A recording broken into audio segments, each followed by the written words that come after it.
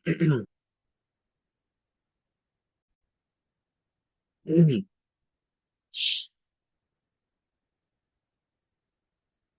Assalamualaikum warahmatullahi wabarakatuh. Selamat malam Pak Said Abdullah. Perkenalkan nama saya Muhammad Mirza. Saya membuat present pada malam hari ini. Saya akan mempresentasikan tentang analisis tren di mana saya ini sudah saya buat dalam makalah sebelumnya. Eh, Presentasi ini dibuat dalam rangka pemenuhan ujian akhir semester. Baik, selanjutnya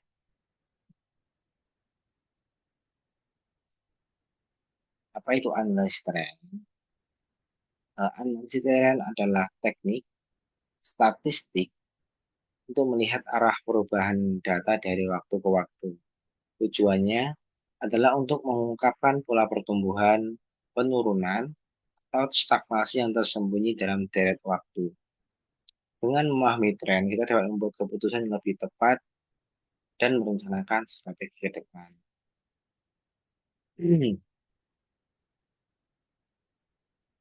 Tujuannya, tujuan dari analisis tren itu apa? Yaitu satu, bisa melihat pola yang tersembunyi dalam data untuk mengetahui apakah suatu variabel sedang membaik atau memburuk, dan akhirnya kita bisa mengambil keputusan yang lebih tepat. Kemudian tujuan analisis tren yang pertama, eh, mengetahui arah perubahan. Nah, mengetahui arah dan perubahan. Apa itu mengetahui arah dan perubahan? Yaitu untuk mengidentifikasi apakah suatu variabel sedang meningkat, menurun, ataupun stabil yang seperti yang sebelumnya tadi. Yang kedua adalah prediksi masa depan, di mana kita menggunakan data masa lalu untuk memperkirakan masa depan, yang kemudian dapat membantu kemudian pengambilan keputusan baik untuk kebijakan ekonomi, keuangan, ataupun bisnis. Kemudian deteksi pola musiman. Nah, ini untuk mendeteksi musim atau siklus tertentu yang berulang serupa saat Lebaran, penjualan akan naik, harga mahal, ataupun akhir tahun. Kemudian berikutnya adalah komponen data time series. Kita bahas satu persatu ya. Ada tren, siklus, acak, dan musiman. Pertama kita membahas tren. Tren adalah gerakan jangka panjang, naik atau turun. Dalam analisis tren, kita sering menggunakan data deret waktu atau time series. Komponennya ada empat, yaitu tren, arah jangka panjang, naik atau turun. Kemudian siklus, cycle, fluktuasi yang berulang dalam jangka waktu menengah. Kemudian acak, fluktuasi yang tidak dapat diprediksi dan tidak berulang, sering disebabkan oleh peristiwa yang tak terduga. Kemudian musiman, seasonal, itu adalah pola yang berulang pada periode waktu tertentu, semisal bulanan atau kuartal.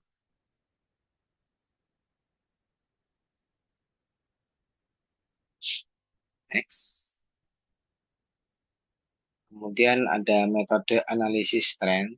Ya, kita ada satu, dua, tiga, empat, ada empat metode yang kita bisa gunakan. Yang pertama adalah metode garis lurus linear yang mengasumsikan tren mengikuti pola garis lurus, cocok untuk data dengan pertumbuhan atau penurunan konstan. Kemudian ada metode kuadran terkecil, menentukan garis tren yang paling sesuai dengan minimal jumlah kuadran deviasi antara nilai aktual dan nilai prediksi. Kemudian ada rata-rata bergerak, moving average, menghaluskan fluktuasi jangka panjang untuk menyoroti tren utama.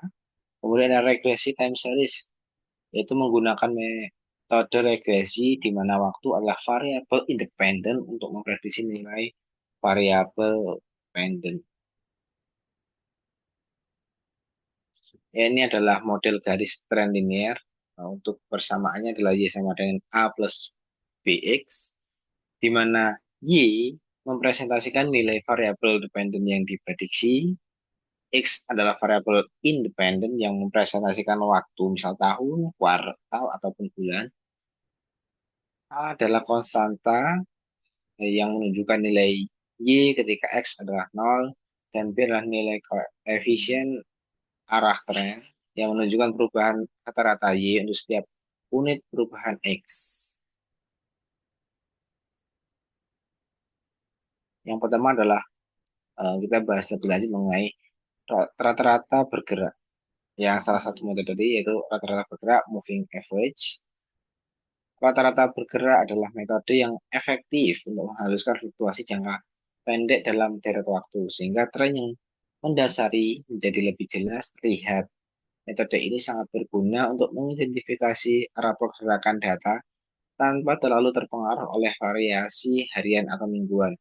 Contoh untuk moving average 3 tahun. Kita menjumlahkan nilai data dari tahun 3 tahun berturut-turut dan membaginya dengan tiga.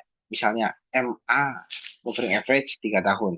Tahun satu tambah tahun 2 tambah tahun 3 kemudian dibagi 3. Ini akan menciptakan serangkaian rata-rata yang bergerak seiring waktu, membentuk garis yang lebih halus dari data asli.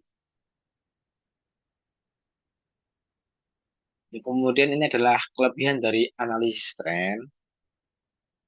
Yang pertama, gambaran jangka panjang. Dengan menggunakan analisis tren, kita akan lebih bisa melihat gambaran jangka panjang. Seperti uh, apa yang akan terjadi di masa depan. Kemudian uh, akan ada gejolak apalagi yang ada di masa-masa yang akan datang. Kayak tahun 2020 kita kan nggak ada yang tahu kalau akan terjadi pandemi. Nah, itu adalah salah satu yang bisa kita prediksi.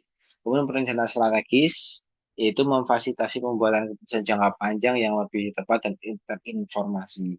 Nah, dengan kita melihat apa yang akan terjadi di masa depan, kita diharapkan bisa merencanakan rencana-rencana strategis yang akan kita ambil agar kita bisa sukses di depan. Yang ketiga adalah metode kombinasi dapat diintegrasikan dengan metode. Yang ketiga adalah kelebihannya kombinasi metode dapat diintegrasikan dengan metode prediksi lain untuk hasil yang lebih akurat dan komprehensif. Analisis tren ini tidak melulu harus berdiri sendiri. Kita bisa menggunakan analisis-analisis yang lain yang dikombinasikan dengan analisis tren untuk melihat ke depan apa apa yang akan terjadi ke depan. Kemudian untuk karena ada kelebihan pasti ada keterbatasan analisis tren. Nah, yang pertama untuk keterbatasannya itu yaitu abaikan fluktuasi jangka pendek. Untuk analisis tren ini cenderung mengabaikan variasi kecil yang bisa jadi penting dalam beberapa konteks. Kemudian contoh untuk data noise, yaitu kurang jika data memiliki banyak gangguan variabel, acak yang gangguan atau variabel acak yang tinggi. Yang ketiga, akurasi prediksi. Prediksi jangka panjang bisa kurang akurat karena asumsi linearitas mungkin tidak berlaku terus-menerus. Jadi kayak ya, semuanya itu sesuai dengan apa yang kita prediksi. Kadang tuh ada yang variabel lain yang tiba-tiba bisa mengganggu prediksi kita, bisa mengganggu analisis tren. Kemudian aplikasi dalam ekonomi, pengaplikasian dalam ekonomi dan bisnis. Analisis tren ini banyak digunakan di dunia nyata, contohnya untuk memprediksi penjualan produk di masa depan. Yang yang kedua untuk melihat tren PDB untuk mengetahui pertumbuhan ekonomi. Yang ketiga untuk melacak inflasi dan pengangguran agar bisa disesuaikan dengan kebijakan moneter. Yang keempat dan juga untuk perencanaan produksi agar stok dan pasokan bisa disesuaikan dengan permintaan. Nah, kita belajar kasus. Studi kasus untuk analisis tren ini Saya mengambil contoh prediksi penjualan di PT X. Misalnya PT X ingin memprediksi penjualannya di tahun 2025. Nah, langkah-langkah yang perlu dikumpulkan yaitu satu, kumpulkan data penjualan selama 5 tahun terakhir. Kemudian hitung tren atau pola datanya. Oke. Kemudian lakukan prediksi untuk tahun 2025 berdasarkan data hasil tersebut. Oke. Ini adalah contoh praktis dari bagaimana analytics bisa digunakan dalam dunia bisnis.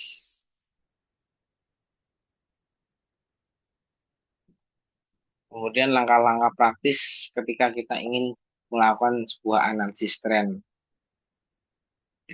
Ada lima, ada lima. Yang pertama, kumpulkan data yang relevan dan bersih. Tentukan jenis tren, mau naik, turun, atau musiman. Yang ketiga, pilih metode yang sesuai. Yang keempat, hitung dan interpretasikan hasilnya. Yang kelima, gunakan hasilnya untuk membuat keputusan atau kebijakan. Ya, terakhir adalah penutup. Dari penjelasan yang sudah saya sampaikan sebelumnya, apa sih analysis trend itu? Sebenarnya eh, satu, untuk memahami arah data. Analysis trend sangat penting untuk memahami arah pergerakan data ekonomi dan bisnis. Yang kedua adalah berguna untuk ekonomi dan bisnis. Aplikasi luas dalam prediksi, perencanaan, dan pembuatan kebijakan. Yang ketiga adalah pemilihan metode lebih fleksibel, di mana metode analisa harus disesuaikan dengan tujuan dan karakteristik data yang ada. Seperti dalam kutipan berikut, eh, tanpa memahami tren, kita hanya menebak masa depan. Sama aja kayak kita gambling. Sumber referensi yang saya gunakan dalam presentasi ini adalah pertama adalah Bu Damandor and Gujarati tahun 2021 dalam bukunya Basic Econometric yang oleh Sugiono tahun 2020, kemudian BPS dan data fiktif telah digunakan untuk dan ilustrasi. Baik, terima kasih.